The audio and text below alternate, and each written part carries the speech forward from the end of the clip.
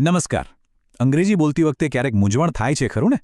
ખાસ કરીને how much ક્યારે વાપરવું એમાં. પણ ચિંતા ના કરશો, આજે આપણે આ મજેદાર કોયડો એકદમ સહેલાઈથી ઉકેલી નાખીશું. તો ચાલો સીધા ડાઈવ મારીએ હાઉ મચની દુનિયામાં. જો હાઉ મચ અને હાઉ મેની આ બે એવા છે ને જે મોટા ભાગના લોકોને ગૂંચવી નાખે છે. કદાચ બધાને ક્યારેક ને ક્યારેક તો એવું થયું જ હશે ખરું ને? પણ આજે આપણે એનું એવું રહસ્ય જાણી લઈશું ને કે બસ પછી ક્યારે કોઈ ભૂલ જ નહીં થાય. તો એ સિક્રેટ છે શું? આ રહસ્યની ગુપ્ત ચાવી શું છે? વેલ, એ એટલું સિમ્પલ છે ને કે વિશ્વાસ નહીં આવે. એ છે ગણતરી. હા, બસ એટલું જ. આખી વાત એના પર જ છે કે કોઈ વસ્તુને ગણી શકાય છે કે નહીં. ઓકે, તો અંગ્રેજી ગ્રામરમાં એક કોન્સેપ્ટ છે જેને કહેવાય છે અનકાઉન્ટેબલ નાઉન્સ. હવે નામ પરથી જ ખબર પડી જાય, રાઈટ? એવી વસ્તુઓ જેને આપણે ગણી ના શકીએ. મતલબ આપણે ક્યારેય એમ કહીએ કે મને એક પાણી આપો કે ચામાં 2 ખાંડ નાખો. ના, ક્યારેય નહીં. બસ આવી જ વસ્તુઓ માટે વપરાય છે હાઉ મચ. હવે આને યાદ રાખવાની એક મસ્ત ટ્રીક છે. આપણે આ વસ્તુઓને છે ને અમુક ગ્રુપમાં વહેંચી દઈએ. પહેલું ગ્રુપ છે પ્રવાહી, એટલે કે લિક્વિડ્સ, જેમ કે પાણી, દૂધ, જ્યુસ.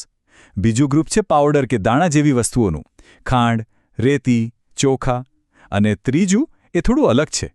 એ છે આપણી ફિલિંગ્સ અને આઈડિયાઝ, જેમ કે પ્રેમ, ખુશી, હિંમત. આ બધી વસ્તુઓને આપણે ક્યારેક ગણી નથી શકતા. ચલો, થિયરી તો બહુ થઈ ગઈ. હવે પ્રેક્ટિકલ પર આવીએ.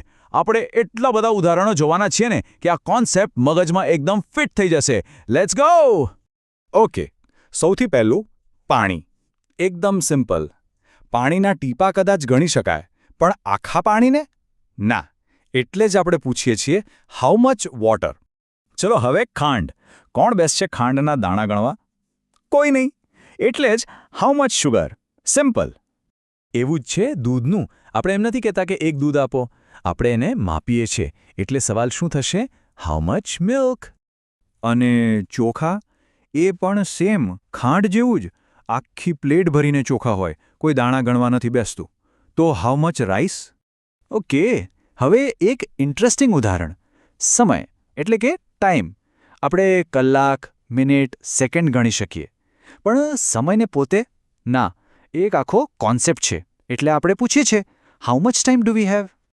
અને આ રહ્યો બીજો એક ટ્રિકી સવાલ, પૈસા. અહીંયા ઘણા લોકો ભૂલ કરે છે. જુઓ, આપણે રૂપિયા, ડોલર, સિક્કા ગણી શકીએ. પણ મની જે શબ્દ છે ને, એ એક આઈડિયા છે, એક કોન્સેપ્ટ છે. એને નથી ગણી શકાતો. એટલે જ હંમેશા કહેવાય છે હાઉ મચ મની. અને પ્રેમ? શું પ્રેમને કોઈ માપી શકે છે? ગણી શકે છે? ના, એ તો એક ફિલિંગ છે. એટલે જ સવાલ થાય છે હાઉ મચ લવ. અને હવે વિદ્યાર્થીઓ માટે સૌથી રિલેટેબલ ઉદાહરણ, હોમવર્ક. આપણે એમ નથી કહેતા કે મને 5 હોમવર્ક મળ્યા. આપણે કહીએ છીએ મને ઘણું હોમવર્ક મળ્યું. એને એક યુનિટ તરીકે જોવાય છે. તેથી હાઉ મચ હોમવર્ક? તો આપણે મચના ઘણા ઉદાહરણો જોયા. પણ આને એકદમ પાક્કું કરવા માટે ચલો મચ અને મેની ને બાજુબાજુમાં મૂકીને જોઈએ. એટલે બધી મૂંઝવણ દૂર. હવે આ ટેબલ ધ્યાનથી જુઓ. આ જાદુ જેવું છે. ડાબી બાજુ જુઓ, હાઉ મચ ટાઈમ. સમયને ગણી ન શકાય, પણ જેવું જ આપણે એને કલાકનો યુનિટ આપ્યો, એ ગણી શકાય તેવું બની ગયું. તો જમણી બાજુ શું છે? How many hours. જોયું? એ જ રીતે હાઉ મચ મની. પણ રૂપિયા ગણી શકાય એટલે હાઉ મેની રૂપીઝ. અને છેલ્લે હાઉ મચ રાઈસ. પણ ચોખાના દાણા તો ગણી શકાય એટલે how many grains of rice. બસ આટલો જ ફરક છે. જેવું જ કોઈ યુનિટ લગાવો એટલે મચનું મેની થઈ જાય. ચાલો હવે ટેસ્ટનો ટાઈમ. એક નાનકડો પડકાર. જોઈએ કેટલું યાદ રહ્યું. રેડી? ઓકે, આ રહ્યું વાક્ય. હાઉ ખાલી જગ્યા હોમવર્ક ડુ વી હેવ. તો ખાલી જગ્યામાં શું આવશે? મચ કે મેની? વિચારો વિચારો. અને સાચો જવાબ છે મચ. યસ, જેણે પણ મચ વિચાર્યું એકદમ સાચું. કારણ કે હોમવર્કને ગણી શકાતું નથી. પરફેક્ટ. તો આ આખી વાતચીતનો સૌથી ઇમ્પોર્ટન્ટ પોઈન્ટ કયો? એક એવો નિયમ જે બધું યાદ રખાવી દે. અને એ નિયમ આ છે, એકદમ સિમ્પલ. જો તમે એને ગણી ન શકો તો હાઉ મચનો ઉપયોગ કરો. બસ આટલું યાદ રાખી લો. જો કોઈ વસ્તુને 1, 2, 3 એમ કાઉન્ટ ના કરી શકો તો આંખ બંધ કરીને હાઉ મચ વાપરી દેવાનું. અને જતા જતા એક વિચાર મૂકીને જાઉં છું. આપણે ગ્રામરનો નિયમ તો શીખી લીધો, પણ ક્યારેય વિચાર્યું છે કે પ્રેમ, ખુશી, હિંમત જેવી વસ્તુઓ કેમ અનકાઉન્ટેબલ છે, કેમ એને ગણી નથી શકાતી? કદાચ એટલા માટે કે જે વસ્તુઓ ખરેખર અમૂલ્ય હોય છે એને ગણતરીના બંધનમાં બાંધી જ ના શકાય.